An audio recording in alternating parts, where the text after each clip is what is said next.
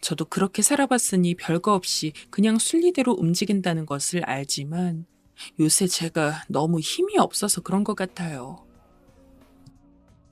제가 태어났을 무렵에는 아버지도 안 계셨고 어머니께서 홀로 자식들을 키워오셨어요. 아무래도 형편이 넉넉지 않고 형제들도 있다 보니 공부도 많이 하지 못했는데요. 그래도 어찌어찌 나중에 기술을 배워서 잠깐 직장도 다녔어요. 하지만 썩 대단한 직장은 아니라서 그마저도 벌이가 시원찮았어요.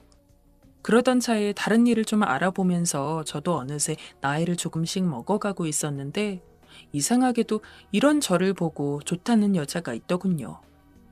처음에는 돈도 없고 학력도 안 되는 내가 뭐가 그렇게 좋은가 싶었는데 그 여자는 어릴 때 자기네 부모님이 일찍 돌아가셔서 일찍 가정을 꾸리고 싶다고 하더라고요. 민식 씨, 우리 얼른 결혼해서 같이 살아요. 어머니한테도 인사도 가고요. 여자 쪽에서 너무 적극적이기도 했고 우리 집 식구들은 딱히 능력도 없는 막내 아들이지만 이대로 뒀다가는 정말 장가를 안 갈까 봐 걱정을 했던 것 같아요.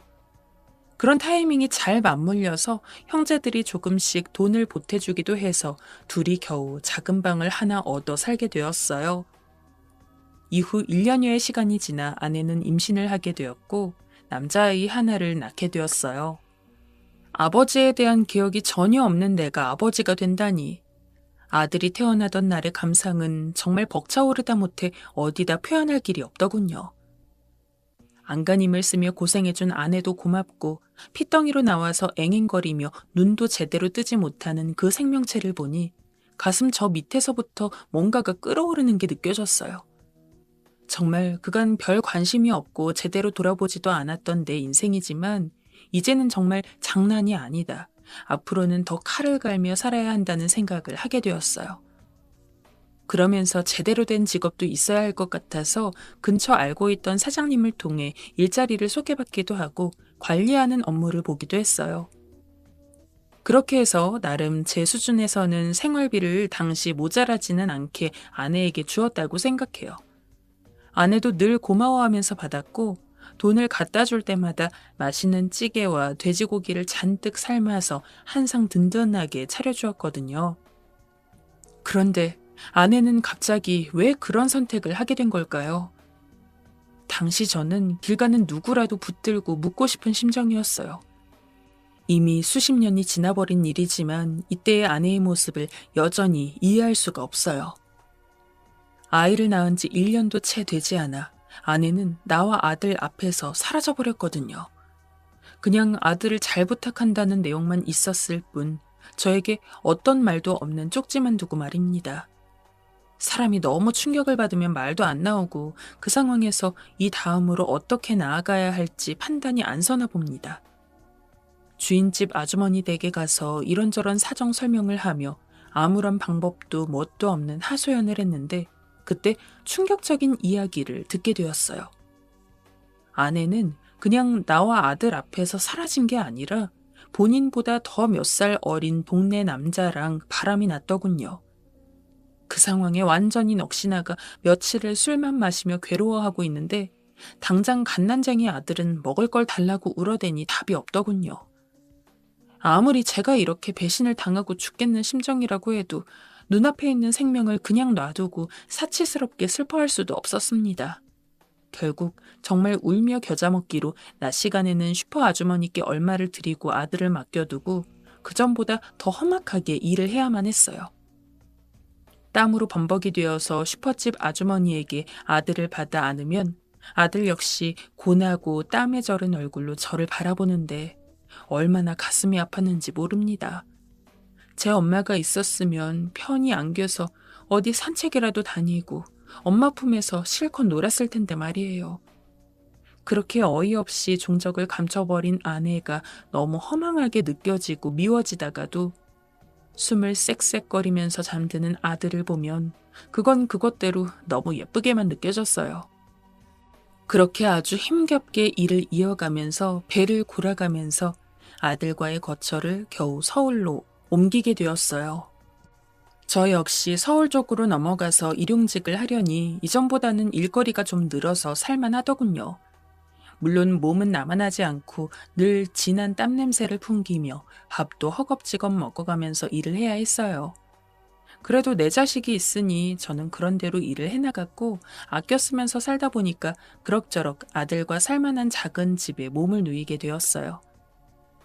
아들도 시간이 갈수록 자라가면서 학교에도 들어가게 되었고 집에 잘 들어오지 못하는 제 아빠에게 이런저런 투정도 안 하고 열심히 공부를 했어요. 그런 모습들이 얼마나 기특하게 여겨졌는지 모릅니다. 그때 참 미안했던 것이 소풍이나 무슨 상담이나 엄마가 따라가야 하는 일에 제가 한 번도 참여를 못했다는 것이에요. 늘 땀에 찌들어 있고 돌아오는 길에 아들 먹거리를 잔뜩 사서 해롱해롱한 상태로 밥을 차려주고 반찬을 해줬고요. 학원이나 뭔가를 가고 공부를 하고 싶다 하면 돈을 대주는 정도밖에 해줄 수 없었어요. 그래도 공부를 꽤 잘하는 편이라서 가끔 선생님들한테 전화가 걸려오고 매번 좋은 이야기만 듣게 되었어요. 아내와 그렇게 어이없이 떨어지게 되고 혼자 온갖 고생을 해가며 아들을 키운다는 게 참 서글펐지만 아들은 묵묵히 이렇게 한 자리에서 힘내주면서 나름의 성과를 보이고 있다는 것이 제게 큰 힘이 되었어요. 심지어 아주 신기하게도 아들은 저에게 생각지도 못한 기쁨을 안겨주었습니다.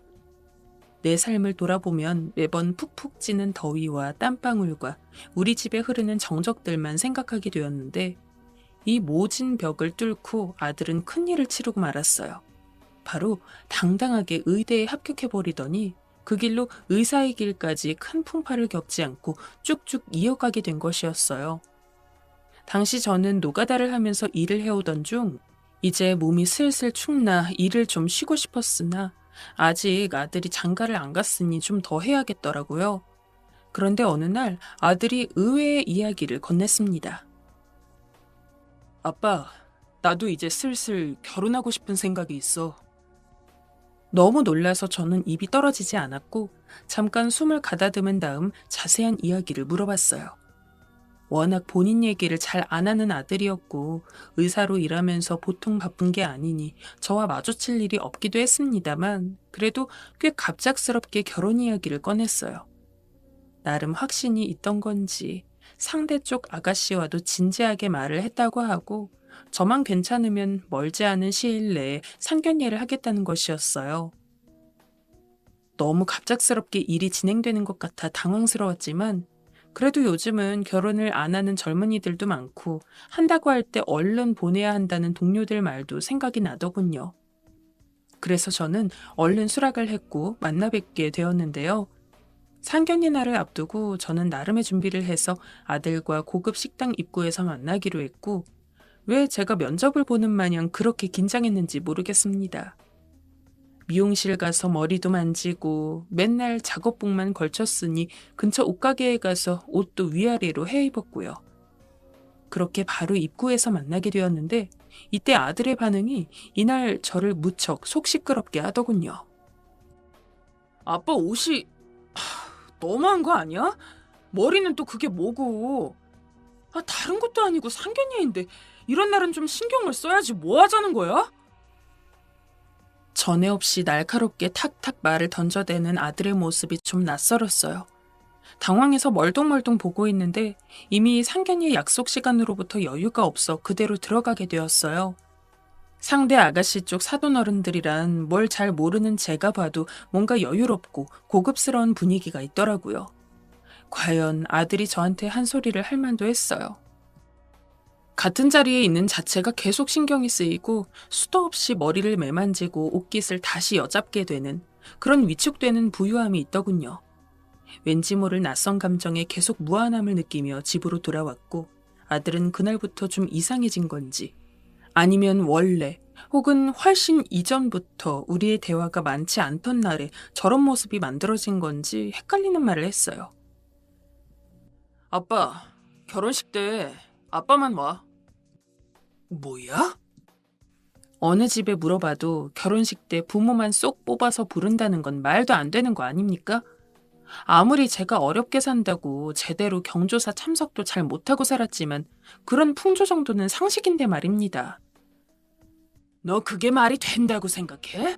네 큰아빠랑 큰고모, 아빠 동료들한테도 다 말해줬는데 그게 무슨 말이야? 말하면서도 이 당연한 걸 이렇게 굳이 말해야 한다는 게 어이가 없더라고요. 에이, 아빠! 아들은 안경을 확 벗고 저를 노려보더니 잔뜩 미간을 찌푸리며 말을 하는데 저도 모르게 그 말에 눌리게 되었어요. 아빠, 나 쪽팔려서 죽는 걸 보고 싶어? 제발 부탁이야, 제발. 내가 다른 거 뭐 대단한 거 부탁한 거 아니잖아. 집을 해달라고 했어. 예식비를 아빠한테 내달라고 했어. 나 결혼식 조용히 치르고 싶으니까 좀 들어달라고. 사실 당장 아들이 살 신혼집을 줄 수 있는 형편도 못 되었고 모든 걸 혼자 알아서 하겠다는 그 말에 너무 미안한 마음뿐이었어요. 그러니 저 역시 뭔가 이상하게 돌아간다는 생각이 들어도 이내 그대로 따르게 되더군요.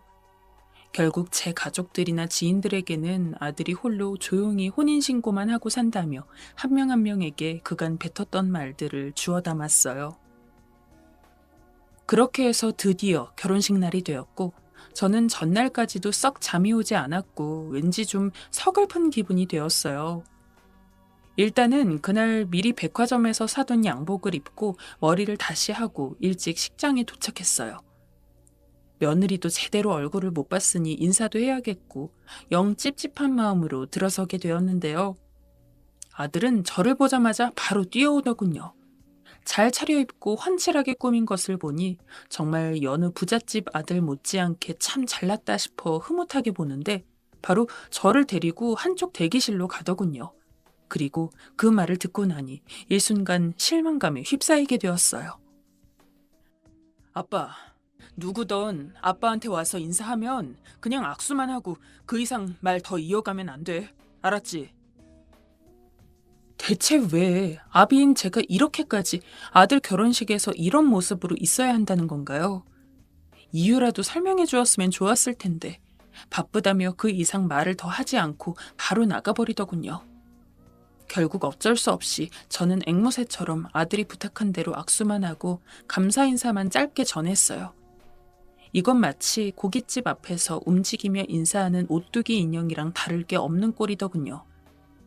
차라리 안 오는 게 더 나았을까 싶을 정도로 참 기분이 이상했습니다.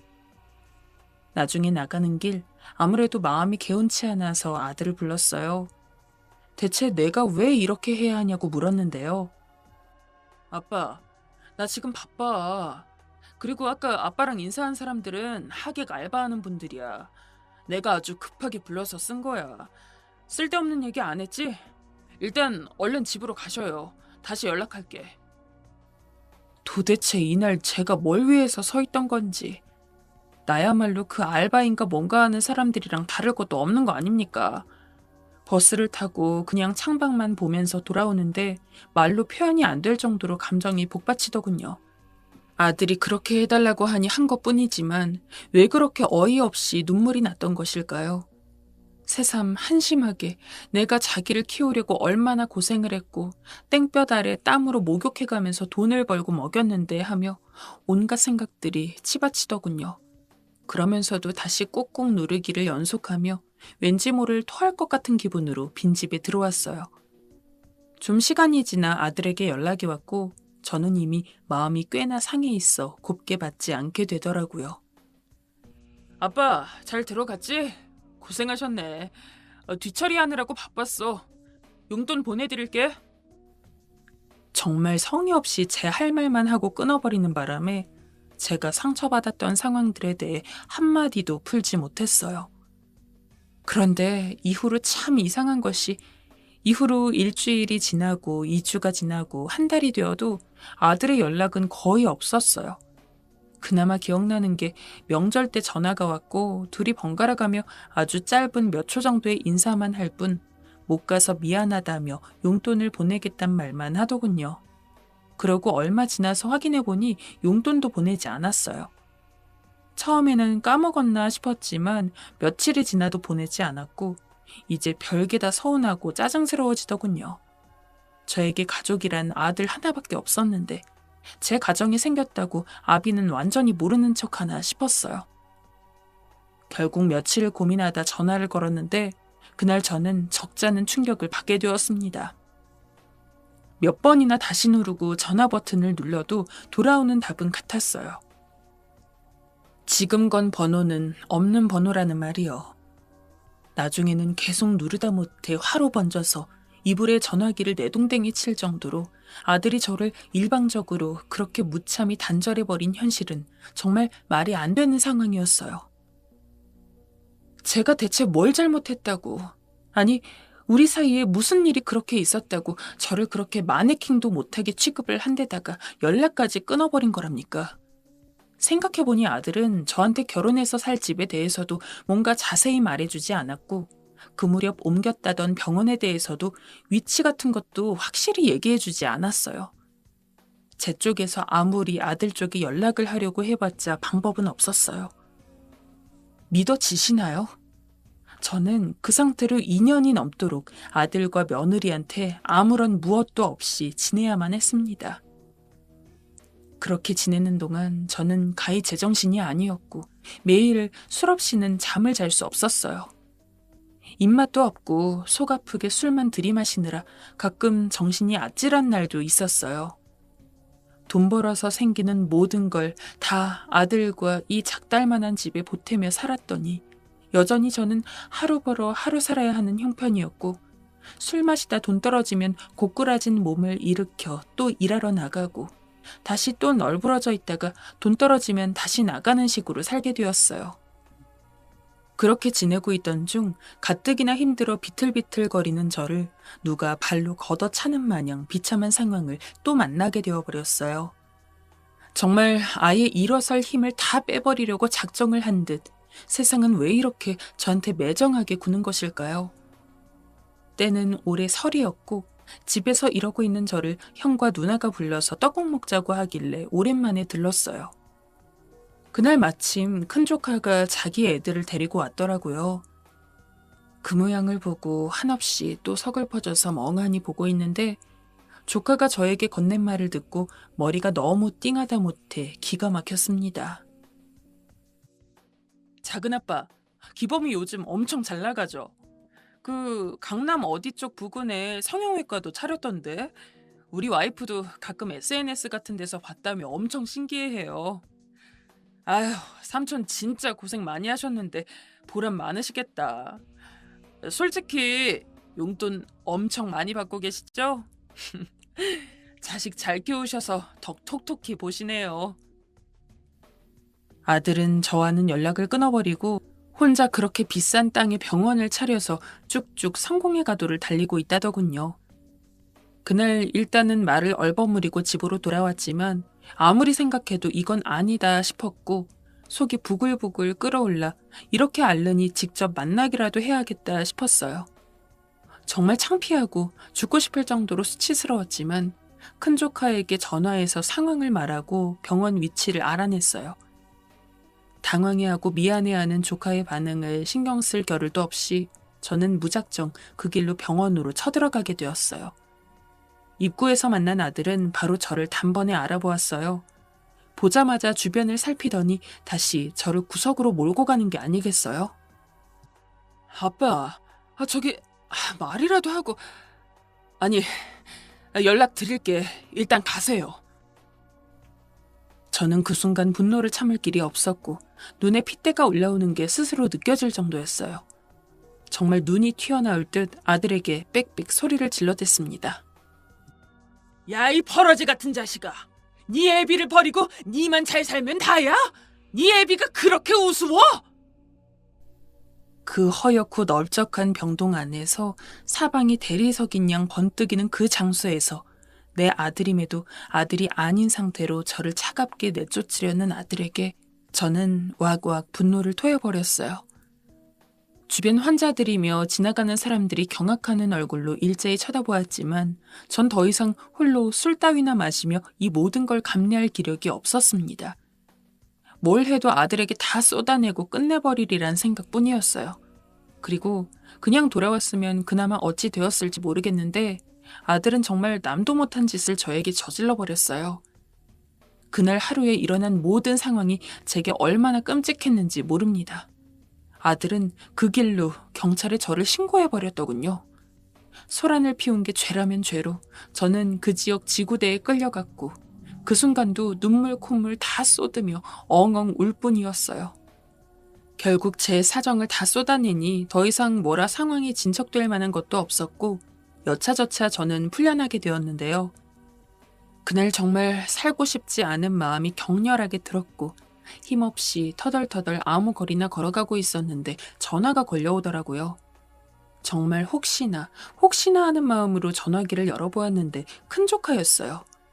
제 상황을 듣고 너무 놀라서 걱정이 되었는지 제 아빠인 저의 형님과 고모인 누나에게 말을 했다더군요. 다들 걱정하고 있으니 빨리 집에 들르라고 하기에 어쩔 수 없이 향하게 되었어요. 민식아, 너 왜 말을 안 했어?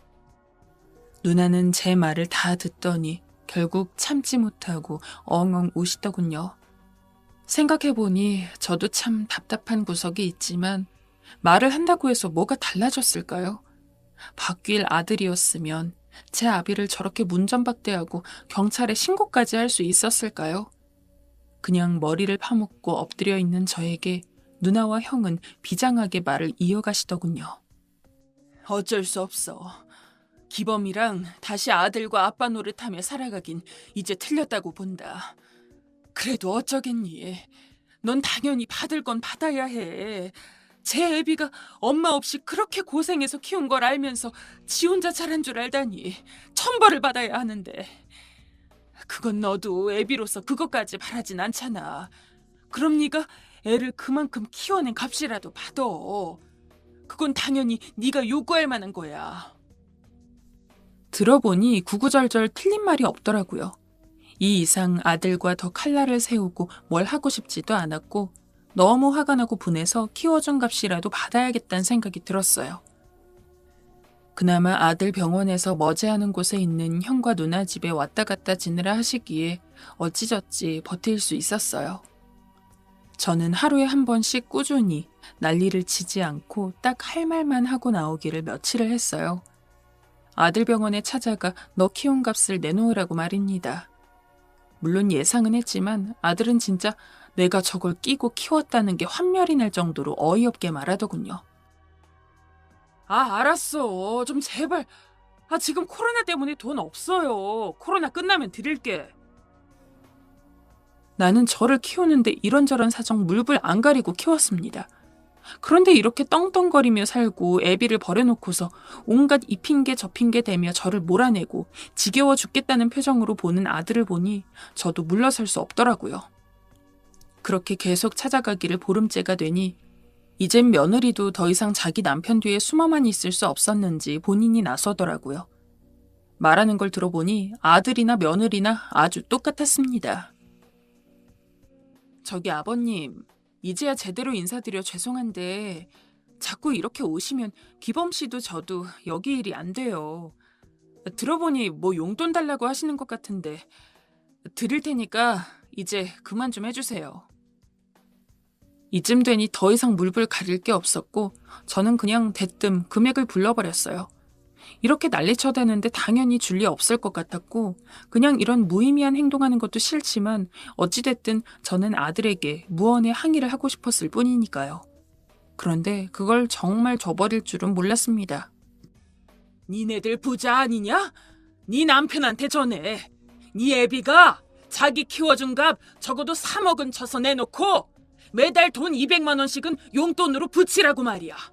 그거 안 주면 나는 여기 맨날 출근할 거야. 알았어? 며느리는 제 말에 눈이 동그래지더니 한창 경멸에 젖은 눈으로 주시하고선 이내 휙 사라지더군요. 그러면서 그 다음날 제가 병원에 같은 시간에 다시 찾아갔더니 아들이 그제야 안쪽으로 저를 부르더니 바로 3억을 준비했더군요. 그러면서 아주 기계적으로 감정 없이 저에게 읊어대는 말은 제가 한 말 그대로였어요. 달마다 200만 원씩 줄 것이다. 틀림없이 줄 테니 다시는 여기 나타나지 마라. 연락도 하지 말고 얼굴도 보이지 말아라. 재촉하기 전에 늘 미리 칼같이 입금하겠다 등의 아주 사무적인 말뿐이었어요. 저는 돈을 받아서 밖으로 나왔고 그렇게 집으로 들어왔지만 이루 말할 수 없는 비참함이 밀려왔습니다. 저 같은 사람에게 있어 이 돈은 가히 만져보기도 힘든 돈이었으나 이걸 진짜로 받자고 아들에게 나타났던 게 아닙니다. 그냥 일반 아버지와 아들과 같은 무심하고 말없는 관계라고 해도 그 비슷한 것을 해보며 뭔가를 나누고 싶었을 뿐입니다. 젊은 날 너무 고되고 힘들었기에 아들과 그런 시간을 보내지 못했으니까요. 같이 삼겹살도 먹고 사는 얘기도 하고 결혼해서 힘든 게 있으면 말도 어쩌다 하고 보통의 아버지와 아들이 하는 걸 저도 하고 싶었어요. 어릴 적에 밖으로 일 다니느라 아들을 혼자 집에 놔두고 외롭게 했던 것이 이런 결과를 자초하게 한 것일까요? 제게 들어온 돈도 그냥 종이덩어리 같고 다시는 얼씬도 못하게 칼같이 입금되는 200만 원도 저를 향한 사형 선고처럼 느껴질 뿐입니다. 그냥 아들이 저에게 아빠 서운했어? 미안해 하면서 팔만 조금이라도 뻗어주었으면 좋겠는데 아니 그런 것도 다 필요 없이 그냥 아빠 하고 저를 바라봐 주기만 했으면 좋겠습니다. 이런 걸 소원으로 바라게 된 제 모습이 너무나 비참하고 통탄할 뿐이에요. 어디서부터 뭐가 어떻게 어긋났기에 저와 아들은 이런 시간을 마주하게 된 것일지 여전히 저는 눈뜨기 괴로운 날들을 하루하루 맞이하고 있습니다.